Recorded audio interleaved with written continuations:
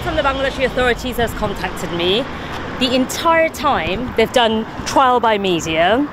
My lawyers proactively wrote to the Bangladeshi authorities. They never responded. I'm sure you understand. টিউলিপের বিরুদ্ধে অভিযোগের প্রমাণ দিতে দুদক ব্যর্থ বলে দাবি করেছেন তার আইনজীবীরা।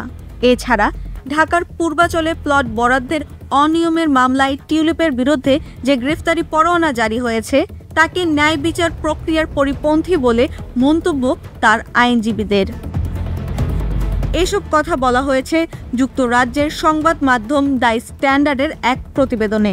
ব্রিটিশ সংসদ সদস্য টিউলিপের আইনজীবীরা গণমাধ্যমটির কাছে দাবি করেছেন, অভিযোগ গঠন, পরোয়ানা ইস্যু ও গণমাধ্যমে একতরফা প্রচার চালানোর পরও টিউলিপ বা তার আইনজীবীদের সঙ্গে যোগাযোগ করেনি দুদক।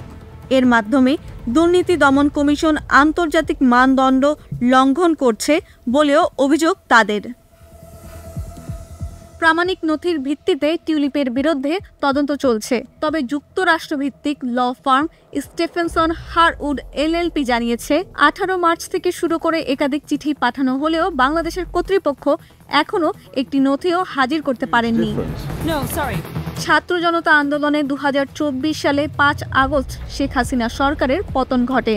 এরপর শেখ হাসিনা তার বোনের মেয়ে টিউলিপ সহ শেখ পরিবারের সদস্যদের বিরুদ্ধে বিভিন্ন অভিযোগের বেশ কয়েকটি মামলা হয়েছে। এর মধ্যে পূর্বাচলে প্লট বরাদ্দে অনিয়মের অভিযোগে দুদকের এক মামলায় 13 এপ্রিল টিউলিপ সহ 53 জনের বিরুদ্ধে গ্রেফতারি পরোয়ানা জারি করে ঢাকার একটি আদালত। সেখানে টিউলিপকে 27 এপ্রিলের মধ্যে জবাব দিতে নির্দেশ দেওয়া হয়।